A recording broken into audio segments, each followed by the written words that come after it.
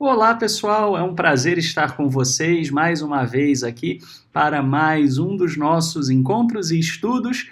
Hoje, então, nós vamos dar sequência ao nosso estudo das palavras do hebraico no proto-sinaítico e vamos observar melhor como a cultura semita influenciou as palavrinhas do hebraico e como influenciava o entendimento nos tempos bíblicos acerca dos termos que são utilizados, né? Os principais termos que são utilizados aí ao longo da Bíblia hebraica. Bom, hoje então nós vamos falar sobre um dos termos que é utilizado para se referir ao Criador. Não é um termo usado exclusivamente, tá, para o Criador, mas é um dos termos importantes, que é o termo Elion, né, no hebraico bíblico. No hebraico moderno seria Elion, não tem o som do Ayin, né, esse som mais gutural que se perdeu um pouco no hebraico moderno. Tá? Bom, mas esse termo, então, ele é traduzido como Altíssimo. Tá? E ele vem do radical Ayin Lamed, no hebraico bíblico, tá? Que é o radical que significa acima, tá? Então, algo que está acima, sobre, né? Utiliza-se esse radical e a partir daí, né, você tem todo o desdobramento aí da família, né, de cognatos, tá? Muito bem, então a gente precisa primeiro, antes de olhar para o termo Elion, nós temos que olhar para esse termo, Ayin Lamed. Tá? Olhando para esse termo Ayin Lamed, a gente pode entender a base principal do termo Elion. Tá? Muito bem, então quando nós olhamos ele no proto-sinaítico, ele é desenhado da maneira, né, como grafado da maneira como vocês podem ver na tela aqui. Tá? Então nós temos o Ayin, que é um olho, né? Inclusive o termo hebraico Ayin significa olho. Tá? Como se diz olho, né, em hebraico é Ayin. No hebraico moderno, como eu expliquei, né, perdeu-se o som gutural do Ayin, que existe em outras línguas semitas, né, mas se fala também Ayin, né, se fala olho assim, dessa forma. Tá? Então, o desenho dele era um olho. Você pode ver algumas variantes aí. Eu tive uma certa dificuldade de encontrar um desenhozinho bem feito na fonte, né, do proto-sinaítico. Tá? Mas vocês podem ver alguns, um formato de olho com um pontinho no meio. Tá? Essa é a forma mais comum, mas essa outra também é encontrada. Tá? Havia um pouco mais de fluidez nas formas. Mas vamos aos significados, então. Né? O segundo termo, né, a segunda letra, é o cajado, é o Lamed, né, que vocês já conhecem, a gente já falou aqui em outros episódios. Lembrando que o hebraico se escreve da direita para a esquerda. Tá? Então nós temos o Ayin, que significa olho, de uma forma bem concreta. E aí quando nós, então, estudamos ele de uma maneira um pouco mais figurativa, né, você tem o ver, o vigiar, que são meio que óbvios, né, a partir do olho, tá? E também a sabedoria, né? Porque a sabedoria, pensa na sabedoria como o processo de você ter visto de tudo, né? Então, aquele que viu muitas coisas, essa pessoa, ela é uma pessoa sábia, né? Vamos dizer assim. Tá? Então, esse desenho também era usado com essa função, com essa finalidade. Tá? E o Lamed, que a gente já viu, é um cajado. Vocês podem encontrar algumas variantes dele em pé, né? Um pouquinho mais em pé. Tá? O que eu encontrei aqui é deitado, né? Nas fontes aqui do texto. Tá? Eu não estou usando... desenho, eu estou usando a fonte, né, para poder justamente aumentar, ficar bom no vídeo. Tá? Então, cajado, condução, né, também pode significar jugo. Né? Tudo isso tem a ver com o pastoreio. Tá? Então, quando você olha para Ayin Lamed, tá? O que você tem? Você tem o olho e o cajado. Tá? E isso, inegavelmente, já traz para a gente, à mente, a figura de um pastor de rebanho. Né? Um pastor de rebanho indo adiante do rebanho, subindo nos montes, né? E olhando, mirando os montes. Né? Então, essa é a ideia, provavelmente essa é a origem, né, do termo Ayin Lamed sendo usado para indicar algo que está acima. Né? É o olho e o cajado. Né? Então você pensa justamente nessa figura pitoresca, né, do pastor de rebanho acima, né, num montezinho, olhando, contemplando a planície, contemplando o seu rebanho. Então ele está numa posição superior, numa posição em que ele consegue enxergar para conduzir o rebanho. Tá? Então vem daí essa origem léxica, vamos dizer assim. Tá? Muito bem. E a forma Elion? A forma Elion, ela tem, né, vai ter o Ayin e o Lamed, que a gente já falou aqui, né? Lembrando, estou olhando da direita para a esquerda, então eu tenho o olho, o cajado, tá?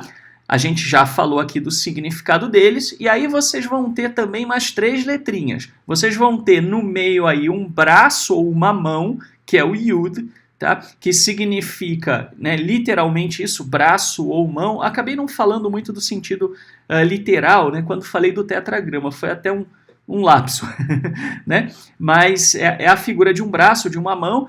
Aliás, eu falei, mas não escrevi, né? Bom, e também significa trabalhar, né? Fazer, porque você faz coisas com a sua mão, né? Você trabalha com as suas mãos. Ou lançar, né? Que é um movimento muito óbvio, né? De uso da mão, tá? Então esse era o sentido principal. Aí você vai ter o wall, né? Que hoje em dia é conhecido no hebraico moderno como vav, mas no hebraico bíblico é wall, que é um pino, né? Que vocês podem ver aqui é a quarta letra da direita para a esquerda, tá? Então ele é um pino, né? E ele era análogo aos pinos de tenda, né? Que os beduínos fixavam, né? Para poder fixar a sua tenda. Então traz a ideia de um pino, literalmente, de segurança. E aí tem a coisa da ligação e da adição, porque você junta duas coisas, né? Bate um pino ali para poder juntar, né? Daí que vem, inclusive, o wall conjuntivo. Bom, tem uma pergunta aqui do meu e-mail. O meu e-mail é felipe@monoteista.org, tá? Quem quiser entrar em contato comigo pode me escrever. Bom, então você vai ter o wall, a gente já tinha inclusive falado do wall em outras aulas, né? E você vai ter também o nun, né? O nun, que seria equivalente à nossa letra N, né, no português, tá? E ele é uma espécie de um rebento, né, de uma árvore, de um galho, um broto, né, é algo que brota, né, de uma árvore. Tá? Então você vai ter o nun com esse sentido, né, de um rebento, de um broto. Tá? Pode ser também uma semente, porque é uma semente que brota. Tá? E por conta disso, um uso menos literal, que poderia ser prole, né, herdeiro ou filho, porque são o quê? São justamente as sementes do ser humano. Tá? Então, há uma ideia também de outras pessoas. Tá? Por quê? Porque justamente, né, você tem uma ideia geracional aí, né? Uma planta que gera outras, né? Vamos dizer assim. Tá? Então, essa terminação, a gente viu o Ayin e o Lamed antes. Tá? A terminação Yud, Wal, Nun, Sofif, né? Nun, Sofif é a forma final do Nun. Né? Bom, então essa terminação Ion, né, vamos dizer assim, a gente viu o El, né, que é o Ayin e o Lamed. E o Ion, né, você teria, é o que faz mais que os outros ou que faz mais que os filhos. Tá? No nosso sentido aqui, muito provavelmente é que faz mais que os outros, né? Seria o sentido maior, o sentido principal. Tá? E aí quando você junta, então, essas duas partes, né, o radical Ayin Lamed com a terminação Yon, você vai ter que sentidos, então, o termo Elion, ele pode ter. Tá? Então, eu coloquei aqui algumas possibilidades. Tá?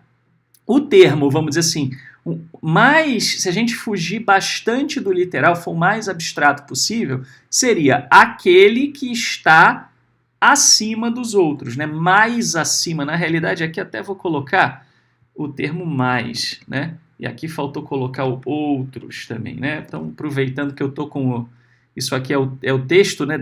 Não é o PDF, ainda, né? Dá para editar. Depois o PDF, depois da aula, estará disponível na área de colaboradores do site, para aqueles que colaboram, né, conosco, com o nosso trabalho, eles têm acesso ao PDF depois com essas explicações. Bom, então assim, você teria aquele que está mais acima dos outros, tá? Aquele cuja sabedoria é superior à dos outros, tá? Também poderia ser, né, com o Ayin tendo um sentido maior de sabedoria, tá? Aquele que vê o caminho dos outros, né? Esse eu gosto muito porque ele evoca bastante a coisa pitoresca, né? Aquele que vê o caminho dos outros. E vocês vão ver que na Bíblia tem muito sentido essa forma, tá? E aquele que é o maior e zela pela condução dos outros ou dos seus filhos, tá? Eu, de propósito, botei a variante filhos aqui para poder vocês terem também essa possibilidade interpretativa aí, tá? Então, evidentemente dizer, mas qual desses é o significado maior? Né? Seria muito difícil para nós aqui deduzirmos isso, né? Nós estamos falando de um trabalho arqueológico / linguístico de milhares de anos, né?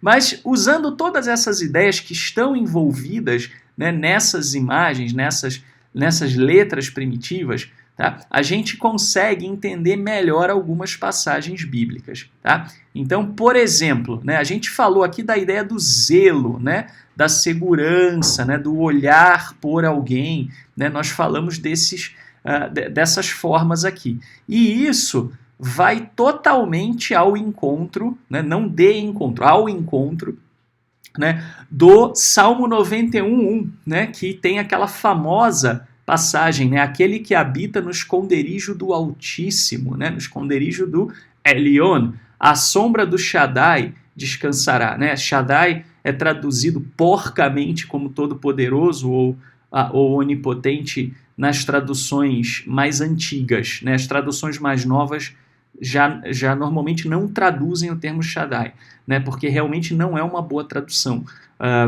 Mas Shaddai a gente vai falar num outro episódio, né? O que é. Mas, falando aqui, né? Aquele que habita no esconderijo do Altíssimo, né? O que o salmista está dizendo? Ele está dizendo o seguinte, né? Assim, está evocando a ideia do zelo do Criador com ele.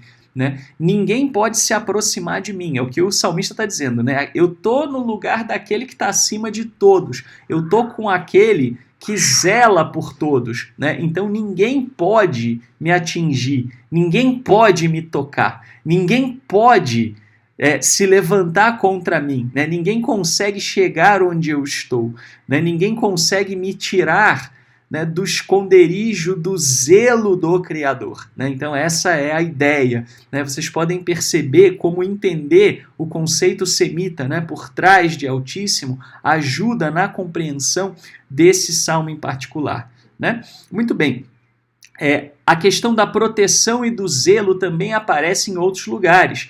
Nem sempre isso está muito óbvio, né? Às vezes a gente olhando pelo contexto, eu escolhi algumas passagens em que isso é mais óbvio, mas em todas as passagens isso está né, na ideia, no contexto, se tiver o termo Altíssimo, tá? Bom, tem uma pergunta aqui, como fazer para ser um colaborador? Você pode entrar em monoteísta.org/quero colaborar.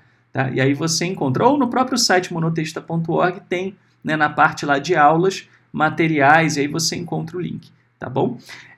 Então, pessoal, mas voltando aqui para o que a gente estava falando, né? Então aqui, porque o rei confia no Senhor, pela misericórdia do Altíssimo nunca vacilará, né? Qual é o sentido de trazer Altíssimo aqui, né? Qual é a ideia? O que tem a ver Altíssimo com misericórdia? Né? Se você olhar justamente para o termo Altíssimo e pensar só no português, aquele que está mais alto, não tem muito sentido, né? Misericórdia com aquele que está mais alto. Mas se você recorda, né, da ideia do zelo, aquele que zela, né, a figura do pastor do rebanho no topo da montanha, olhando, zelando, né, por todo o rebanho, aquele que está mais alto do que tudo, né, aí você consegue compreender bem o sentido da coisa. Tá? Então, a confiança do rei é essa, né? A confiança de que tem alguém acima que está olhando. Eu posso ficar tranquilo porque tem uma sentinela olhando, né? Tem alguém que está acima, que está olhando. É um pouco, né, a sensação de segurança que a gente tem com os nossos pais, quando nós estamos, às vezes, na presença deles, né? Sim, nós somos crianças, né? Meu pai está aqui, minha mãe está aqui, então eu estou tranquilo. Né? A criança que fica com medo olha para o pai, né? Olha para o pai, vê que o pai está próximo e aí fica tranquilo. Então essa é a ideia aqui. tá?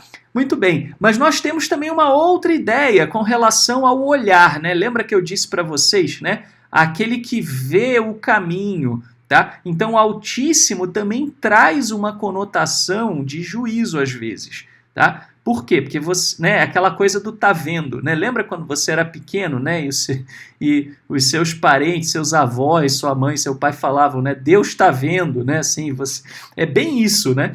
Então, repara, Lamentações 3,35, perverter o direito, né, perante a face do Altíssimo. É a crítica do profeta, né? Perverter o direito perante a face do Altíssimo. Por que usar Altíssimo aqui? Perverter o direito perante a face daquele que vê todas as coisas, né? Então, a ideia de Altíssimo como o supervisor, né? Então, talvez até o termo supervisor, né, seja um bom termo aí também alternativo, né, para algumas traduções aí quando se aparece Elion, né? Pena que supervisor você não tem essa conotação da altura máxima, né? Mas seria mais ou menos assim, né? Aquele que está acima de tudo e supervisiona, né? Essa é a ideia, tá? Então, o direito do homem, você perverter o direito do homem diante daquele que vê todas as coisas, né? Então, claramente o profeta usando o Altíssimo aqui nesse sentido, né, de alguém que vê tudo, tá? Então, a ideia da onisciência, né, ela fica clara, tá? O termo Altíssimo, então, quando é usado na Bíblia, pense na onisciência. Quando você ler o termo Altíssimo, pense em duas coisas principais, tá? Proteção e onisciência. Esses são os dois atributos principais, tá, que podem ser utilizados, né, vamos dizer assim, pensados, deduzidos a partir do uso do termo Elion para se referir ao Criador. Tá? Então, o autor está trazendo a ideia de proteção, de segurança, né, e também da onisciência divina, né, o que pode trazer a ideia aí de um juízo, né, do Eterno vendo o que está acontecendo. Tá? Então, o profeta aqui realmente ele se refere, ele faz alusão ao fato de que o Eterno vê todas as coisas, vê tudo o que fazem os filhos dos homens, né? E isso para nós brasileiros, principalmente no momento, né, em que nós estamos passando, né, que dá aquele desânimo, né, quando você vê tanta sujeira para todo lado, né, existe alguém que está vendo todas as coisas, né? E aqueles que estão agindo de forma a perverter o direito, né, como diz o profeta, vão se haver com aquele que está acima de todos, né, com aqueles que a todos julgará, né, com aquele que zela por todos. Né? Então, essa é a ideia de Altíssimo nas Escrituras. Bom, para que a gente então possa finalizar a nossa bibliografia de costume, tá? Então tá aqui, você pode ter acesso, né, são as duas principais fontes aí, né, é o The Ancient Hebrew Lexicon of the Bible, que fala, né, sobre o proto-sinaítico fortemente, e também, né, o famoso Brown Driver Briggs, né, que é um dos principais léxicos aqui, né, do hebraico bíblico. Tá? Então, fica a referência aí para quem quiser se aprofundar mais. Se você foi abençoado por este estudo, se você gostou, se te trouxe, né, mais conhecimento, agregou, ajudou você, então pratique a retribuição. Né? Ajude também para que a gente possa cada vez mais fazer mais esta obra, mais esse trabalho. Isso pode ser feito através de uma das contas aqui indicadas. Muito obrigado pela audiência e pela presença de vocês nesta aula. Que o Eterno, o Altíssimo, aquele que está sobre todas as coisas, que zela por nós, que nos protege, né, e que também está sempre olhando, né, sempre também levando em conta todas as nossas ações, que Ele te abençoe e te guarde, e até a próxima, se Ele assim nos permitir.